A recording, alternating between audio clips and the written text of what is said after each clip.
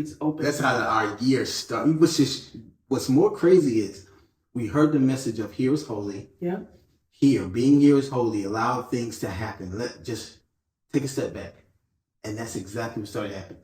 People started coming into our life. Things started coming into our life. Opportunities started coming into our life that allowed us to increase our net worth, but also what you said. What was it called? Open and receptive to any idea. Yeah, what do you call it? The saying. Mantra. The mantra that we kept saying.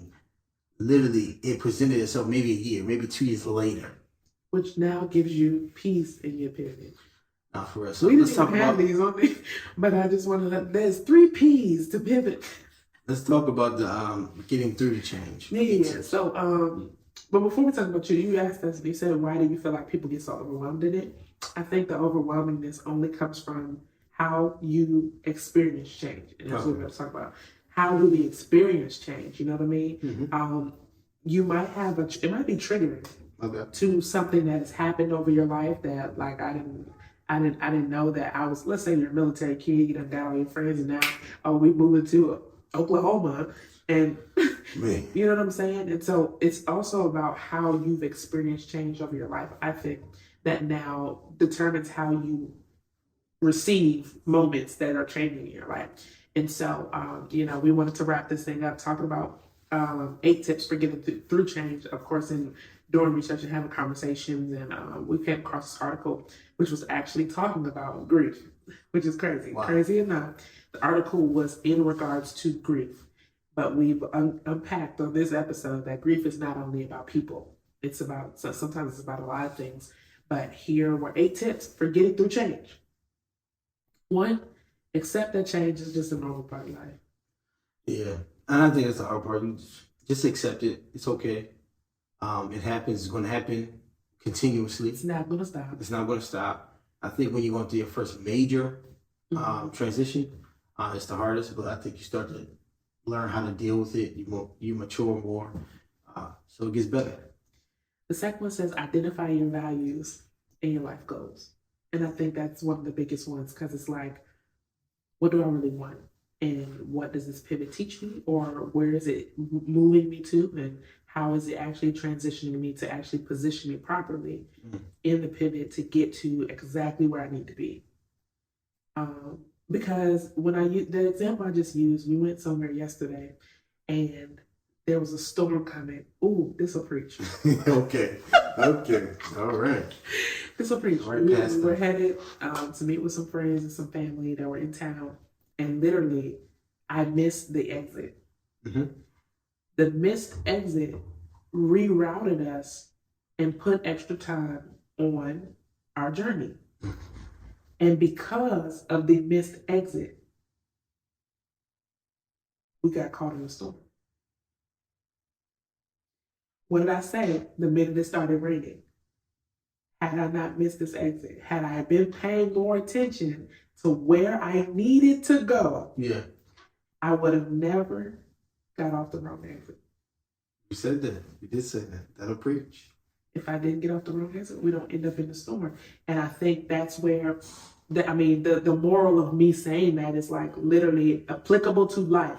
If I pay attention to what life is showing me and what life is giving me, and I pivot and I shift how I'm supposed to, then I don't end up in a bag of storm and straight BS that I shouldn't have been in had I paid attention to what life was giving me. So, man, that's good. That was good.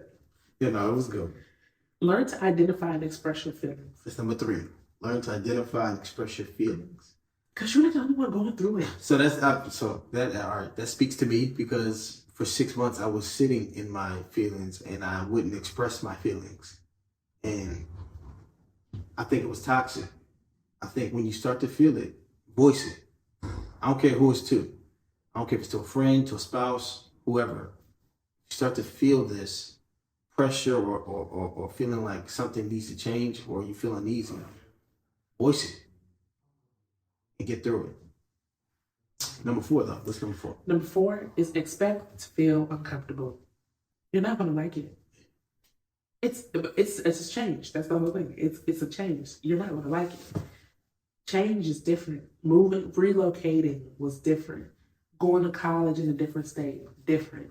Being away from my parents, different. Getting married, different. Building a business, different. Being successful, different. Yeah, sustaining success, different. Saving money, different. Having a kid, different. Pivoting, different. Everything is changing, but it's never going to be comfortable. Everything great that we've ever accomplished and everything great that we're ever going to accomplish has always come birthed out of an uncomfortable season. I agree. You're right about that. Number 5 is take care of yourself. Yeah. Choose you first. Above all things, I think, like I said earlier, that's what I struggled with. I was like, you know what? What do I want? What do I like? What do I want to do? Take care of yourself. Take care of your mental health. And be okay with it. Mm-hmm. Build a support system. How important do you think that is? I think that's huge because I think the issue with why people struggle with pivoting, why they don't make the right decisions if they're considering pivoting, or why they deal with mental health and feeling away in the midst of change is because they feel like they have nobody to go to. They feel like they have nobody to run to.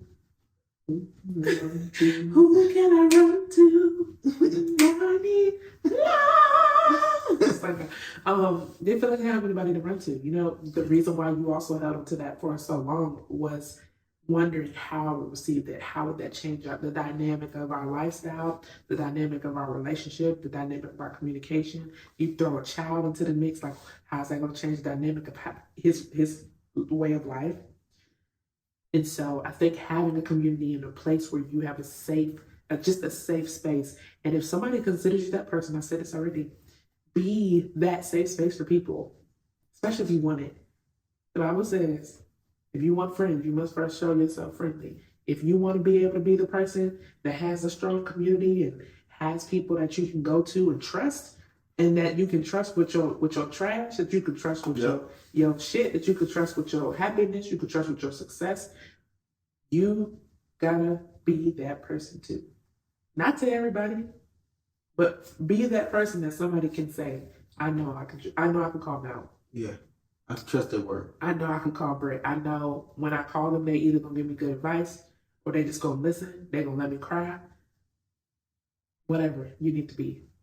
Community is huge. Don't hurry. Focus on the reward later. That's just like being in that waiting period that you Wait talk about. on the Lord. Wait on the Lord. He will renew. No, that's facts. Well, we need to pray after this. Number 8. What's acknowledge what's been left behind. Don't act like it never existed. I think that's the other part. It's like you know, it's not living in the glory days. It's going through that process of grief. Acknowledge what was, and then prepare for what's coming, what is going to be, and move forward. Hey, if you like this episode, make sure you like, share, but don't forget to hit that subscribe button for more. We'll see you in the next episode.